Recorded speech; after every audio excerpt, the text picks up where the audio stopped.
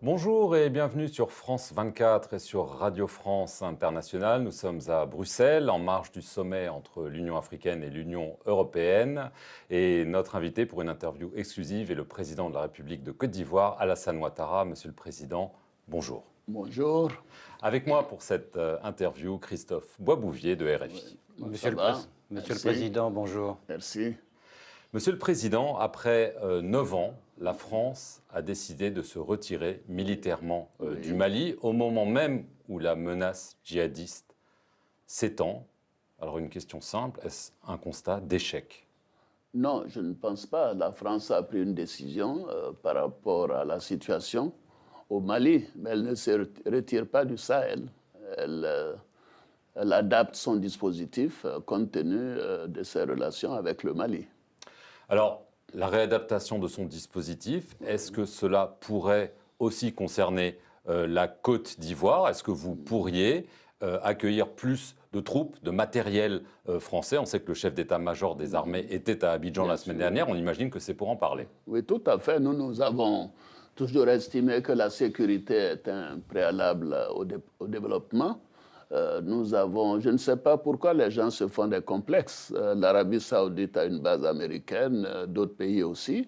Et si notre sécurité exige que nous fassions appel à des partenaires, à des pays amis, nous le ferions. Donc, il y aura tout cela, c'est en discussion et on verra par la suite. Il y aura donc plus de soldats, voire de bases françaises en Côte d'Ivoire. Mais nos ministres vont en discuter avec notre armée. Et nous verrons. Mais nous nous sommes organisés. Vous savez, la sécurité dépend des troupes nationales. Nous avons maintenant une gendarmerie bien formée, professionnelle, bien équipée, et dont on s'occupe bien. Et j'ai confiance en mon armée.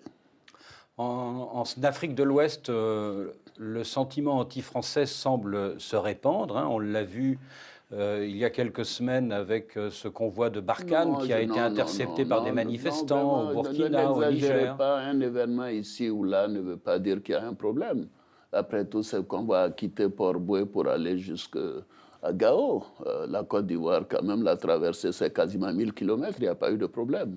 Oui, mais il y a eu le Burkina, il ne faut pas parce qu'il y a eu Niger. deux problèmes, à 2 points, on en fait un problème anti-français. Non, ce n'est pas vrai. Et il y a évidemment les manifestations anti-françaises au Mali. Vous savez, il y a beaucoup de manipulations dans tout ça. Donc les militaires français ont encore un avenir en Afrique ? Ce n'est pas un avenir des militaires français. Je dis qu'ils sont les bienvenus chez nous, comme les Américains, comme d'autres. La communauté économique des États d'Afrique de l'Ouest, la CEDEAO, a durement sanctionné le Mali il y a environ un mois. Mais paradoxalement, cela semble avoir soudé la population derrière la junte. On a vu des manifestations de masse. Est-ce que le résultat n'est pas le contraire de ce que vous escomptiez ? Non, nous n'avons pas cherché à punir le peuple malien. Le peuple malien est un peuple frère. La CEDEAO a des règles. Ces décisions ont été prises à l'unanimité. Moi, je l'ai dit, j'en suis malheureux. Parce qu'en réalité, nous ne voulons pas que le peuple malien ait des périodes de souffrance aussi graves. Il y aura des pénuries, il y aura des difficultés. Nous attendons tout simplement que le gouvernement, la junte malienne, nous propose un calendrier raisonnable et que graduellement nous puissions lever les sanctions comme l'exigent les textes de la CEDEAO. Ce n'est pas une décision personnelle de qui que ce soit. Ce sont les textes. Si un autre pays était dans cette situation, le Mali aurait été partenaire à la décision. Alors ce calendrier, justement, au début, la junte vous a proposé 5 ans de transition avant d'aller aux élections, puis elle a reculé d'1 an, elle vous a proposé 4 ans. L'Algérie s'est proposée comme médiateur et a proposé 16 mois. Est-ce que 16 mois, ça vous paraît un délai raisonnable ? Mais je n'ai pas à commenter sur les propositions de l'Algérie. L'Algérie est en Afrique du Nord. Nous, la CEDEAO, nous avons nos règles et c'est à l'unanimité que nos décisions seront prises. Et nous examinerons le cas malien en temps opportun, en fonction de notre expérience et donc des discussions que nous aurons avec les autorités maliennes. Est-ce que pour vous, la date butoir, ça pourrait être à la fin de cette... Je n'ai pas de position personnelle, monsieur. Aucune décision personnelle. Je ne suis pas président de la CEDEAO. C'est le Ghanéen, mon ami Nana Akufo-Addo. Nous allons sans doute avoir une autre réunion au mois de mars pour examiner la situation. Nous voulons que ces sanctions soient levées le plus tôt possible parce que le peuple malien ne mérite pas cette situation d'embargo. Mais en tout cas, ça ne peut pas durer 4 ans, quoi. Mais non, mais écoutez, 4 ans, c'est quand même la durée d'un mandat au Ghana ou au Nigeria. Vous conviendrez avec moi, ce n'est pas raisonnable. Je demande à mes frères maliens de faire un effort, de rentrer dans les rangs, comme l'exigent les règles de la CEDEAO. Nous les avons aidés, ils le savent. J'ai été en contact permanent avec le colonel Assimi Goïta. Il m'a envoyé des émissaires avant chaque sommet. Nous avons fait ce que nous avons pu, mais ne pouvons pas faire plus. Parce que les règles de la CEDEAO sont là et il faut les appliquer. Vous vous êtes parlé directement avec On se parle souvent, tout le temps, comme avec le colonel Doumbouya, comme avec les autres, le colonel Damiba. Moi, je suis en contact avec tout le monde. Nous sommes un pays de dialogue, la Côte d'Ivoire. Monsieur le Président, depuis environ une semaine, circule sur les réseaux sociaux un enregistrement d'une prétendue conversation entre l'ex-premier ministre du Mali, Boubou Cissé, et une personne. Certains ont reconnu votre voix. On entend des critiques sur la junte malienne. Alors une question toute simple. Oui. Est-ce que cette conversation est authentique? Est-ce que c'est vous avec peut-être vous? il faudrait me la faire écouter, comme ça je pourrais vous le dire. Elle a beaucoup circulé et on a... Vous savez, moi, affirmé que je ne c'était suis vous. pas un adepte des réseaux sociaux. Hein. C'était quand ça? Il y a environ une semaine. Bon, mais envoyez-le-moi, je pourrais vous répondre. Parce que... Moi, je parle à tout le monde. À Boubou Cissé, à Boubé Maïga, à Simi Goïta, tout le monde. Parce que je trouve que c'est comme ça que nous allons arriver à les rapprocher et à sortir de cette situation. Parce que c'est Mais les autorités maliennes savent que j'ai la plus grande considération pour elles.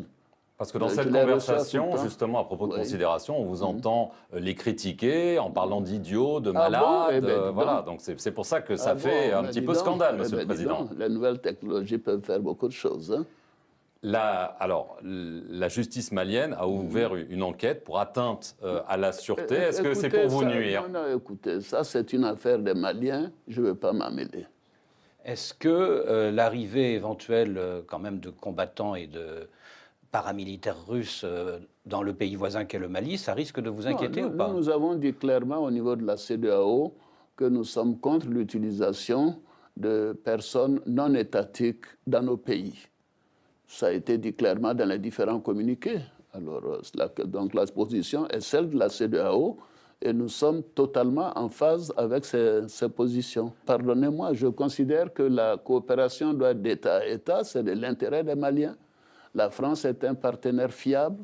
La France a perdu quand même 53 de ses enfants au Mali. La France dépense à peu près 1 milliard par an au Mali. Mais écoutez, je considère que c'est quand même déplorable que nous soyons dans une telle situation. Bref. Je continuerai de dire aux autorités maliennes qu'elles doivent faire en sorte que les choses s'améliorent dans les relations. Comme on dit en Afrique de l'Ouest, il faut qu'ils mettent de l'eau dans leur nyamakuji, c'est-à-dire dans leur jus de gingembre. Il faut que ça s'arrange. Ça ne peut pas continuer comme ça. Ce n'est pas de l'intérêt des Maliens ni de l'Afrique de l'Ouest. Vous regrettez le départ de Barkhane du Mali? Non, c'est aux Maliens d'apprécier. Nous considérons que la lutte contre le terrorisme est quelque chose d'essentiel pour le Mali, pour le Burkina, pour le Niger et pour les pays côtiers. Donc le départ de Barkhane et de Takuba crée un vide. Nous serons obligés d'augmenter nos forces de défense, nous serons obligés d'accroître la protection de nos frontières, nous serons obligés d'acheter des armes, d'avoir une plus grande professionnalisation, mais c'est notre devoir aussi. Les armées nationales doivent régler les problèmes sur nos territoires nationaux. Et c'est cela notre philosophie, et nous ferons en sorte que cela soit. Et nous prendrons toutes les mesures possibles, même si nous devons dépenser 2 ou 3 ou 4% du PIB sur les dépenses militaires, nous le ferons pour notre protection. Parce que sans sécurité, il n'y aura pas de développement. Alors, je vais en venir à un autre de vos voisins qui a également connu un coup d'État, Ouais. le Burkina Faso. C'était le 24 janvier dernier. D'après les contacts que vous avez donc avec le chef de la junte, est-ce que, Monsieur le Président, après quelques semaines, vous avez l'impression qu'ils suivent la voie de leurs frères d'armes maliens ou peut-être s'orientent-ils vers une situation, une solution qui est peut-être plus adaptée à ce que vous cherchez?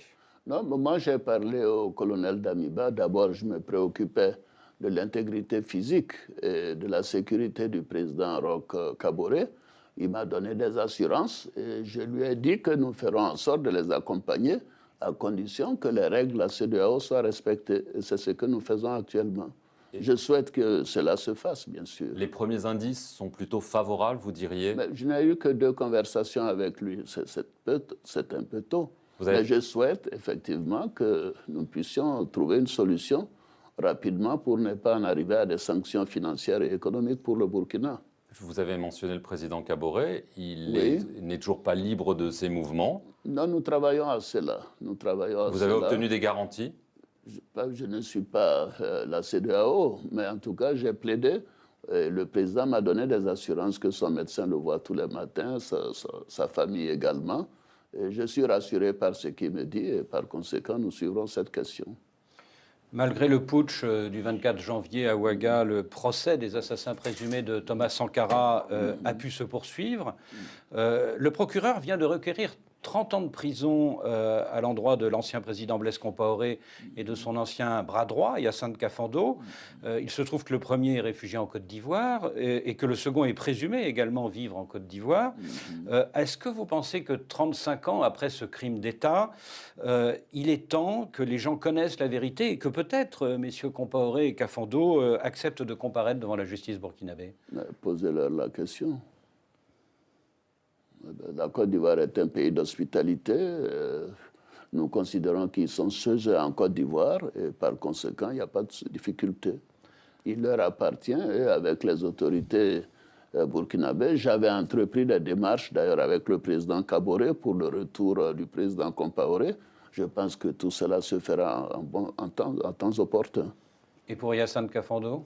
Je ne le connais pas, Hyacinthe Kafando. Mais il est en Côte d'Ivoire? Je ne le sais pas.